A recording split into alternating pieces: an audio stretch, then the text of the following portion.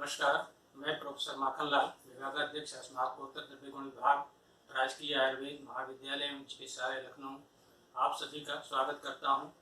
मैं माननीय आयुष मंत्री डॉक्टर धर्म सिंह सैनी जी, प्रमुख सचिव आयुष श्री प्रशांत त्रिवेदी जी, मिशन निदेशक उत्तर प्रदेश राज्य आयुष मिशन डॉक्टर राजकमल यादव जी एवं निदेशक आयुर्वेद सेवाएं प्रोफेसर एस एन सिंह का हृदय से आभार व्यक्त करता हूं कि उन्होंने मुझे इस अवसर पर, इस मंच पर, इस महत्वपूर्ण विषय पर बोलने का अवसर प्रदान किया।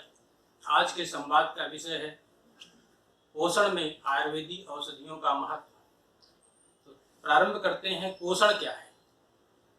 आहार एवं अन्य पदार्थ जिनके द्वारा हमारे शरीर या शरीर के अवयवों की वृद्धि यानी ग्रोथ, क्षय को दूर करने की शक्ति यानी रिपेयर एवं दैनिक कार्य करने की शक्ति प्रदान होती है, उसे हम पोषण कहते हैं। अवयवों के आधार पर इसका दो भागों में हम डिवाइड कर सकते हैं, जिनसे एनर्जी प्राप्त होती है, और दूसरा वो पार्ट है जिनके द्वारा मेटाबॉलिक प्रोसेस में भाग लेते हैं, वो आहार। तो एनर्जी जिनसे प्राप्त होती है वह कार्बोहाइड्रेट, प्रोटीन्स, वसा और alcohol. Essential to metabolic process में जो भाग लेते हैं उसमें वाटर है, इलेक्ट्रोलाइट, मिनरल्स एंड विटामिन्स। ये जो है, इनके द्वारा हमारे शरीर को शक्ति मिलती है एवं न्यूट्रिशन मिलता है। आचार्य चरक ने जो है आहार द्रव्यों में कहा है, षष्टिकान शाल मुद्गांश सैंधव आमलके यवान आंतरिक्ष पय सर्पी जांगलम मधु सर्पिशाम चाभ्यसी। तो यानी षष्टिक धान्य, शाली, मुद्ग और यव, इनके द्वारा हमें एनर्जी प्राप्त होती है। इनमें जो है हमें प्रोटीन, फैट्स, सर्पी के द्वारा फैट्स, और दूसरा जो पार्ट है मिनरल्स और विटामिन जिनसे मिलते हैं वो है आमलक, सैंधव और मधु। इनके द्वारा जो है हमें मिनरल्स, एसेंशियल आयल्स और मिनरल्स प्राप्त होते हैं। अब इस विषय की प्रासंगिकता क्या है, इस पर बात करते हैं कि आखिर जब भोजन से हमें सब कुछ मिल जाता है तो आयुर्वेदिक औषधियों की क्यों आवश्यकता पड़ेगी? पोषण में इसकी क्या आवश्यकता है? तो विषय की प्रासंगिकता के लिए हम थोड़ा रिकॉर्ड पे ध्यान डालें तो राज्य पोषण मिशन उत्तर प्रदेश 2018 की रिपोर्ट के अनुसार उत्तर प्रदेश में 50 लाख से अधिक बच्चे कुपोषित हैं, जिसमें आजमगढ़ नंबर 1 पे है और दूसरे नंबर पे शाहजहांपुर है।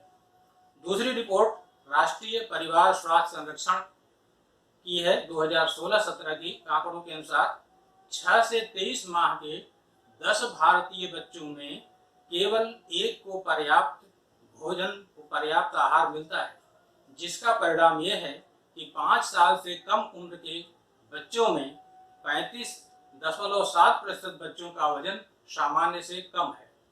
तीसरी रिपोर्ट है फूड एग्रीकल्चर ऑर्गेनाइजेशन की रिपोर्ट 2017 से 19 की है कि भारत में 189.2 मिलियन लोग कुपोषित हैं तथा भारत में 51.4% महिलाओं में जो है रक्ताल्पता की कमी है, रक्ताल्पता से ग्रसित है, एनीमिक हैं। ये जो है रिप्रोडक्टिव एज में जो है इनकी जो है इसमें कमी है। अब आते हैं अपने विषय पे, पोषण में आखिर इन औषधियों का महत्व क्या है। जब आहार ही नहीं पूरी तरह से मिल पा रहा है तो हमें आवश्यकता है कि इनकी आहार की आवश्यकता तो जरूरी है, बिना आहार के एनर्जी नहीं मिलेगी, लेकिन इसेंशियल आयल जो नहीं मिल पाते फलों, सब्जियों, इन सब के द्वारा, उसको हम भोजन में मिला के दें तो उससे जो है हमारे इसेंशियल आयल, विटामिन और मिनरल्स हमारे शरीर को मिल सकते हैं। इनमें मुख्य रूप से जो औषधीय द्रव्य हैं उनमें है सहजन, शतावरी, सुंठी, आमलकी, कमलगट्टा बीज, पोस्ता दाना, महुआ फूल, अश्वगंधा, अस्सी इत्यादि। अब आते हैं सहजन में। इनमें आज हम इसके मेडिसिनल प्रॉपर्टीज पर नहीं बात करेंगे, इसमें क्या क्या पाया जाता है। सहजन में calcium, potassium, magnesium, manganese, sodium, iron, zinc तथा vitamin B1, B2, B3, B6, B9, vitamin A और विटामिन सी, प्रोटीन, कार्बोहाइड्रेट और डाइटरी फाइबर पाए जाते हैं। इसका औषधियों में प्रयोग तो होता है रूट बार्क का और इसकी फली का हम साकार्थ प्रयोग करते हैं ज्वरोत्तर दौर्बल्य में। ज्वर से जो दौर्बल्य उत्पन्न होता है उसमें हम देते हैं तो इसको जो है रोगी को बल प्राप्त होता है। आजकल इसकी पत्तियों का उपयोग जो है बताया गया है कि हमें इसकी पत्तियों का न्यूट्रिशन में प्रयोग किया गया करना चाहिए और हमारे माननीय मुख्यमंत्री जी का ये की प्रेरणा से उत्तर प्रदेश में 4265 जगहों पर इस वृक्ष का प्लांटेशन किया गया है। मीडियम साइज का ट्री होता है, बहुत आसानी से लग जाता है, आसानी से इसका प्रोडक्शन होता है और एक साल में लगभग इसकी पत्तियां यूज करने लायक हो जाती हैं। तो कैसे यूज करें और कितनी मात्रा में यूज करें? इसको यूज करना, उपयोग में लाना बहुत ही आसान है। जब हम कच्ची औषधियों कोमल पत्तियों का उपयोग कर सकते हैं तो इसके पत्तियों के सूखे चूर्ण का उपयोग कर सकते हैं। कोमल पत्तियों को हम अगर दलिया बनाते हैं तो एक आदमी के लिए 20 ग्राम लगभग पर्याप्त होता है। जब दलिया बनाते हैं तो कोमल पत्तियों को उसमें डाल दें लगभग 20 ग्राम और दलिया बनाते हैं उसको दे दें। खाने में भी पैलेटेबल होता है, आसानी से आदमी खा लेता है, कोई जो है इसका टेस्ट अच्छा है, इसलिए खाने में कोई परेशानी नहीं होती। दूसरी बात, अगर हम सब्जी बच्चे खाते हैं, बच्चे भी आराम से खा लेते हैं, बच्चों देना है तो आलू आराम से खाते हैं, आलू की सब्जी, आलू की भुजिया, उसमें भी 20 ग्राम पत्ती एक बच्चे के लिए पर्याप्त। अगर 2-4 बच्चे उसी हिसाब से बढ़ाते जाएं तो 20 ग्राम पत्ती के हिसाब से उसमें डाल करके हम बना सकते हैं और भोजन में दे सकते हैं।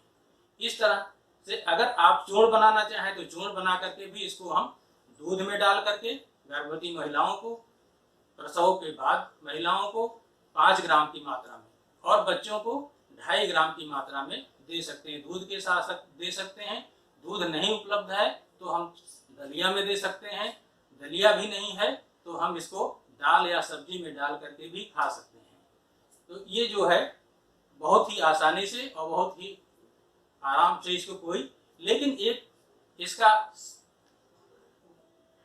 उपयोग ये है कि इसको बहुत दिनों तक हमें प्रयोग नहीं करना चाहिए। बहुत दिनों से प्रयोग करने से इसमें पित्त का प्रकोप होता है, पित्त व्याधियां होती हैं, रक्तपित्त, जिनके ऐसे व्यक्ति जो ब्लीडिंग डिसऑर्डर से ग्रसित है उनको नहीं देना चाहिए, तथा ऐसे व्यक्ति जो किडनी की व्याधियों से ग्रसित हैं, रीनल फेल्योर से, एक्यूट रीनल फेल्योर या क्रोनिक रीनल फेल्योर से ग्रसित हैं, उनको नहीं देना चाहिए। दूसरा ड्रग है शतावरी और अश्वगंधा। शतावरी में protein, fat, carbohydrate, crude fibre, carotene जो विटामिन ए का प्रिकर्सर है, आयरन, कैल्शियम, विटामिन सी, यही चीजें सेम जो है अश्वगंधा में भी पाई जाती हैं। गर्भवती महिलाओं में और प्रसव के बाद हम शतावरी का प्रयोग या बच्चों में शतावरी का प्रयोग आसानी से कर सकते हैं। जंगल के आसपास जो महिलाएं रहती हैं, जो लोग रहते हैं, वहाँ वो सब शतावरी के गुण को अच्छी तरह जानते हैं और प्रसव के बाद वो सब जाते हैं 2-3 जो है उसकी जड़ उखाड़ करके उसको आराम से यूज करते हैं, धो करके और कच्चे ही खा लेते हैं। इसका चूर्ण हम यूज कर सकते हैं बच्चों में 2.5 ग्राम की मात्रा और बड़ों में जो है 5 ग्राम की मात्रा दूध के साथ। और मार्केट में शतावरी चूर्ण के नाम से मिल भी जाता है, शतावरी घृत भी उपयोग में आता है। इनको शतावरी घृत प्रयोग करना है तो 5 ml बच्चों के लिए और 10 ml जो है बड़ों के लिए मात्रा है। नेक्स्ट है शुंठी। शुंठी सिंगल हम नहीं यूज करते, शुंठी को मिला करके हम भोजन में उपयोग करते हैं और सबसे अधिक ये दीपन पाचन द्रव्यों में श्रेष्ठ है। जहाँ गुरु पदार्थ यूज करते हैं, हैवी जो है भोजन हैवी हो जाता है तो उसमें इसको मिला देते हैं तो वो लघु हो जाता है। और सबसे अधिक इसमें जो है मिनरल्स पाए जाते हैं। इसमें carbohydrate, sugar, dietary fibre, fat, protein एक तो पाए जाते हैं जिनसे एनर्जी मिलती है। दूसरे मिनरल्स में calcium, iron, manganese, magnesium, phosphate, potassium, sodium, zinc, vitamin B1, B2, B3, B5, B6, B9, vitamin E और विटामिन सी, इतने मिनरल्स इसमें पाए जाते हैं। तो दूसरे द्रव्यों में जो गुरु पदार्थ हैं उनमें इसको मिलाकर के 2 ग्राम की मात्रा में सेवन करते हैं। आंवले की सब लोग जानते हैं, बहुत ही विटामिन सी का बेस्ट स्रोत है। इसमें जो है minerals, carbohydrate, fibres, fat, proteins, iron, calcium और फास्फेट पाया जाता है। इसका जो योग है वो है च्यवनप्राश, हम सब जानते हैं, और इसका उपयोग करते हैं 10 ग्राम से 20 ग्राम की मात्रा में एक बार सुबह सुबह मिल्क के साथ। आमल की रसायन इसका योग आता है, उसको हम प्रयोग कर सकते हैं 2 ग्राम की मात्रा में, शहद से मिला करके दे सकते हैं और ऊपर से दूध पी सकते हैं। ये न्यूट्रिशन का काम करता है। अगर ये भी नहीं कर सकते तो सीजन में जो है आंवला तैयार होता है, उस समय लेकर के इसका मुरब्बा बना के रख लें, और ये जो है इसको 20 से 40 ग्राम की मात्रा में 2 से 4 आंवला जो है रोज खा करके सुबह हम, तो ये हमारे मिनरल्स की पूरी कमी को पूरा कर देता है। नेक्स्ट जो है कमल गट्टा, बहुत आसानी से, कमल बीज जिसे कहते हैं, कमल गट्टा आसानी से मिल जाने वाला बहुत ही उपयोगी द्रव्य है। इनमें मिनरल्स बहुत अधिक पाए जाते हैं और ये शरीर का पोषण, ये जितने द्रव्य है शरीर का पोषण करते हैं, शरीर का पोषण करते हैं। और इसमें poly saturated fat, poly unsaturated fat, oleic acid, linoleic acid, linoleic acid से जो है कोलेस्ट्रॉल कम होता है, palmitic acid, crude fibre, protein, fat, carbohydrate, sodium, calcium, phosphate, manganese, copper, iron, magnesium, selenium, ये नया सिलेनियम पाया जाता है, जिंक, ये पदार्थ। अब कमल गट्टा का उपयोग कैसे करना है? कमल गट्टा की सब्जी, कमल गट्टा यानी कमल बीज, इसकी वायबिलिटी सबसे अधिक होती है, यानी 100 साल 200 साल अगर पुराना है तो इसमें भी जर्मिनेशन की शक्ति होती है। तो इस ये कितना पुराना है इसको भी नहीं देखना है, आराम से इसको आप कभी ले सकते हैं, मार्केट में मिल जाता है पंसारी के यहाँ। उसके बीजों को ले करके तोड़ करके उसको हल्का सा क्रश करते हैं, ऊपरी कवरिंग इसकी काफ़ी हार्ड होती है, उस कवरिंग को तोड़ करके पानी में भिगो देते हैं। रात भर पानी में भीगने के बाद उसका ऊपर का छिलका निकाल करके, लगभग निकाल करके उसको जो है बीज की जो है बीजांकुर हरा हरा निकल आता है, उसको निकाल दिया जाता है। उसके बाद जो है 25 ग्राम की मात्रा में लगभग इसको पीस करके, जिसके पास सिलबट्टा है सिलबट्टे में पीस ले, मिक्सी है मिक्सर में पीस करके इसको जो है घृत में मिला करके और उसमें शुंठी डाल करके हलवा बना लिया जाता है, चीनी मिला करके, घृत और शुंठी मिला करके। क्योंकि ये डाइजेशन आसानी से नहीं होता, गुरुपाकी है, इसलिए शुंठी मिला देते हैं तो आसानी से पच जाता है। और इसकी कैलोरी वैल्यू, इसमें जो है जिन महिलाओं को बार बार एबार्सन होने की, हैबिचुअल एबार्सन जिनको होता है, उनमें भी इसको हम 10-20 ग्राम 25 ग्राम से लेकर के 50 ग्राम तक दे सकते हैं। लेकिन शुंठी मिलाना इसलिए आवश्यक है कि अगर शुंठी नहीं मिलाएंगे तो इसका गुरुपाक है, देरी से पाचन होता है, आपके इफेक्ट करता है, वो पाचन सही नहीं होता। साथ ही जो लोग अधकपारी यानी हेमिक्रेनिया या माइग्रेन से ग्रसित है वो भी इनको उपयोग कर सकते हैं। साथ में पौष्टिक पौष्टिक है, शुक्र जनन है, बल्य है, स्तन्य जनन है, धातुओं का पोषण करता है। ये जितने हम द्रव्य बता रहे हैं सभी धातुओं का पोषण करने वाले हैं, बल्य हैं। नेक्स्ट है आपका आसानी से मिलने वाला पोस्ता दाना, और इसका उपयोग भी करते हैं। पोस्ता दाना अफीम का बीज है, इसमें जो है लिनोलिक एसिड जो ब्लड कोलेस्ट्रॉल को कम करती है, ओमेगा फैटी 3 एसिड और ओमेगा 6 फैटी एसिड, ये जो दोनों पाए जाते हैं हृदय के लिए हितकारक हैं, हृदय हैं।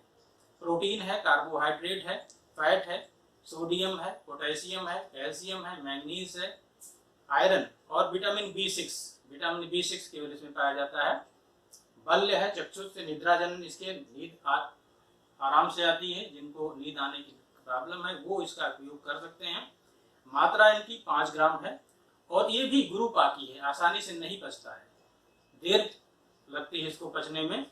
तो इसको भी 5 ग्राम की मात्रा में जो है शुंठी के साथ या काली मिर्च के साथ और साथ में 2 छुहाड़ा पीस करके इसको जो है 2 छुहाड़ा या 4 छुहाड़ा 20 ग्राम से 25 ग्राम की मात्रा में छुहाड़ा, 2 ग्राम शुंठी, 5 ग्राम पोस्ता दाना, इसको पीस करके मिक्सर में या सिलबट्टे पर उसको प्रसव के बाद दिया जाता है, जिससे महिलाओं को बल प्राप्त होता है, स्तन्य जनन है। और ये इसको इस तरीके से हम प्रयोग कर सकते हैं। महुआ फूल आता है, महुआ महुआ फूल जो है इसमें glucose, fructose, sucrose, protein, fat, saponin, calcium इत्यादि पाए जाते हैं। इनका ताजे पुष्पों का पुंकेसर निकाल करके इसको भी हम हलवा बना करके उपयोग कर सकते हैं। भिंगड़ है, बल्ले है, रस, और इसका क्षीर पाक भी हम कर सकते हैं। 25 ग्राम महुआ फूल लेकर के 1 कप जो है दूध, 1 कप पानी मिला करके दोनों को पकाते हैं। पकाते पकाते जब पानी उड़ जाए यानी 1 कप के वो दूध बचे तो उसको उबाल करके पी लेते हैं। ये बल्ले है, धातु वर्धक है, वातनाशक है और अस्थियों का पोषण करता है। मुझे लगता है कि आप लोगों को इससे, इस लेक्चर से कुछ लाभ हुआ होगा। अंत में सुनने के लिए धन्यवाद। नमस्कार।